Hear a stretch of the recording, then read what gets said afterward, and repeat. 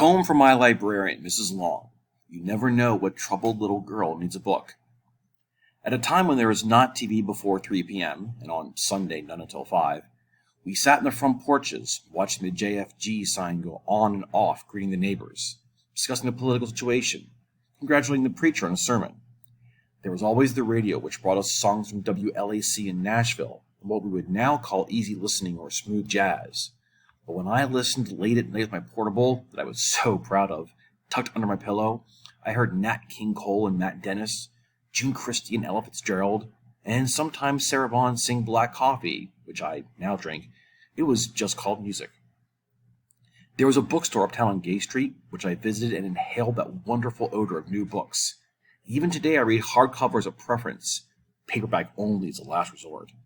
And up on the hill on Vine Street, the main black corridor, sat our Carnegie Library. Mrs. Long, always glad to see you. The stereoscope always ready to show you faraway places to dream about.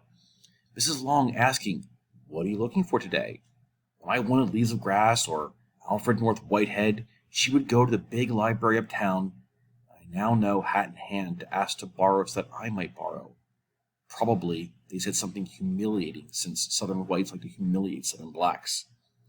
But she nonetheless brought the books back, and I held them to my chest close to my heart, and happily skipped back to grandmother's house, where I would sit in the front porch in a gray glider and dream of a world far away.